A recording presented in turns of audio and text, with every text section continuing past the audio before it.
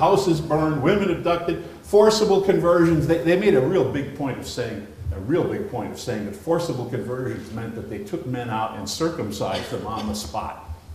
Huh? That still causes me a little pain just to think about it. Huh?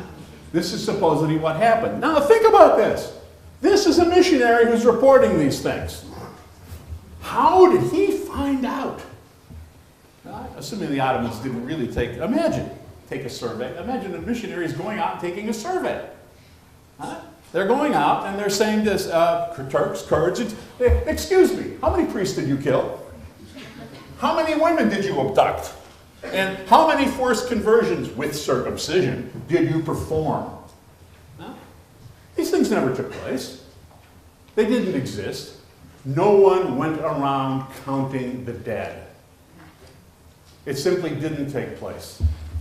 But people had to give information then and now. And I'm sure you will back me up in this when you read the newspapers and see the statistics that are in, and you want to tear your hair out. But people feel they do need to put statistics down. And the easiest thing to do, make them up. And the easiest thing to show where they came from is simply saying it from the Turkish government. Who's ever going to check? Who in London was sending back a note to the Turkish government saying, excuse me, but did your Statistics Bureau produce this? Of course not. Nothing like that ever took place.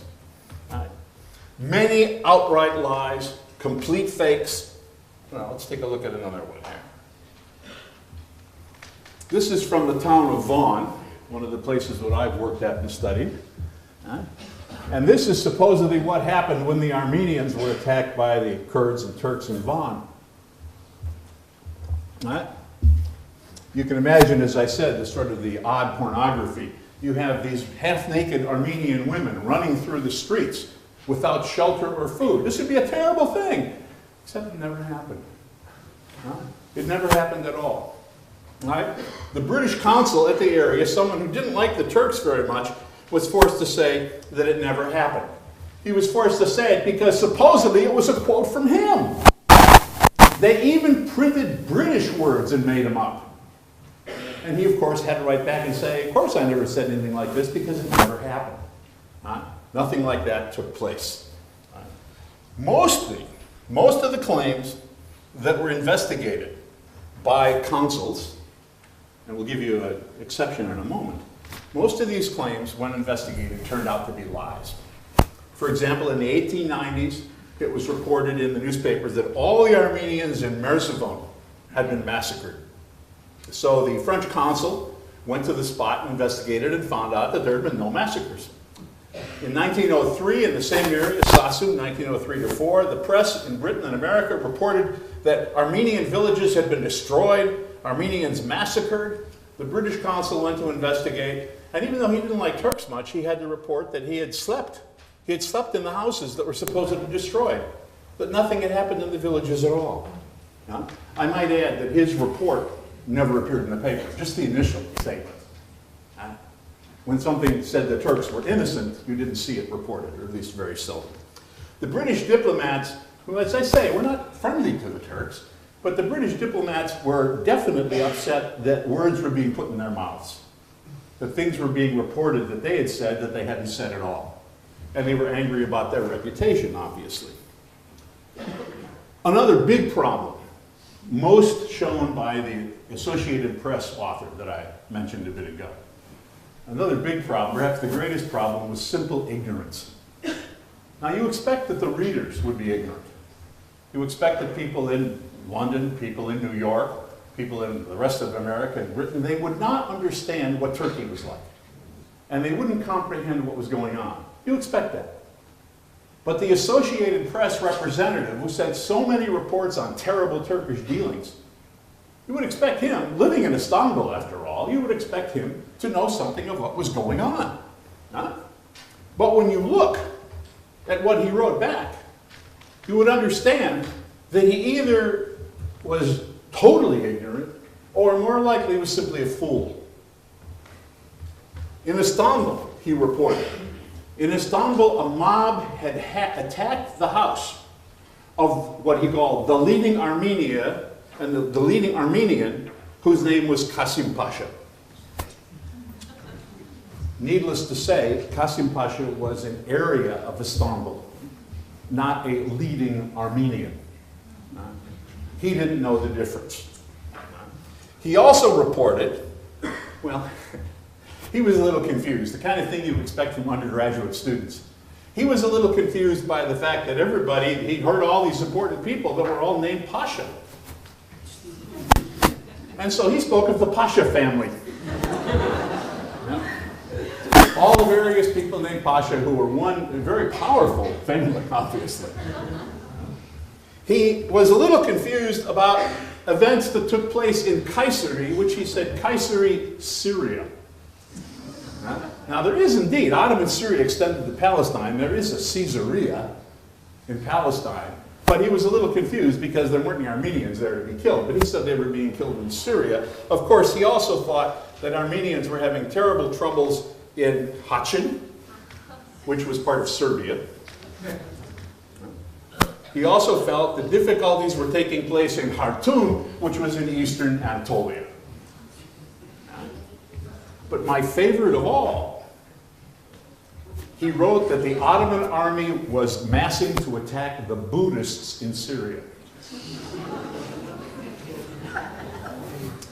This is the man upon whose evidence history is written.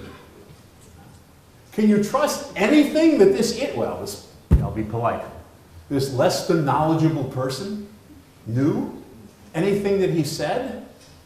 Only by ignoring these tremendous evidences of ignorance can you accept anything that he would say. Because let's face it, we'll use the word idiot. He was an idiot. Huh? He surely was. And my feeling is he probably wasn't deliberately making any of this up. He just didn't know the difference. But I know one thing. He surely couldn't be trusted. Other reports. We know lots of reports that appeared at the time simply cannot be trusted because the diplomats who were on the spot in their secret writing never noticed that these things took place. The newspapers reported, for instance, after troubles in eastern Anatolia, Sassun and other places, that Kurdish tribes were flooding into Istanbul and that they were selling goods that they'd stolen from Armenians and that they were all there at the Sultan's order waiting for a chance to massacre the Armenians of Istanbul.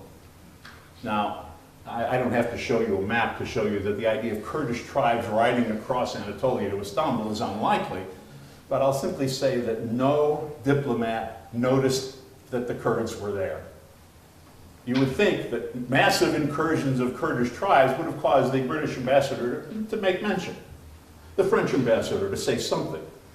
I mean, if that happened in London, I think you'd probably be right back about it.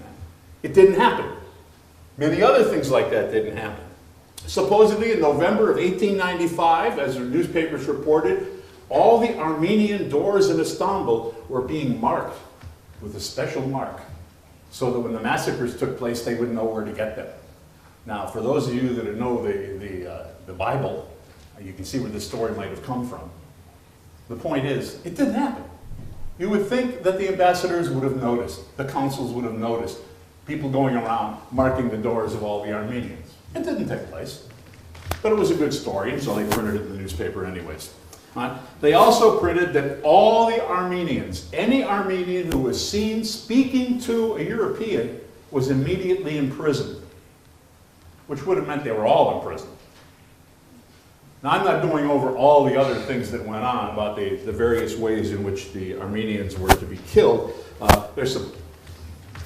Supposedly there was a special boat that had a chute in it that went down into the Bosphorus or into the Sea of Marmara. And the Armenians were being taken out of Istanbul and put in the boat and then slid down the chute, weighted with various stones and things like that, so that they all were killed. Again, nothing like this ever took place. But it was reported in the newspapers, and of course, I'm sure, must have been believed. The newspapers the journalists even had psychic powers. The psychic powers were, for instance, used in the city of Vaughan, which I've studied quite a bit. In the city of Vaughan, it was reported in the British press that in 1894 there was a major Armenian uprising.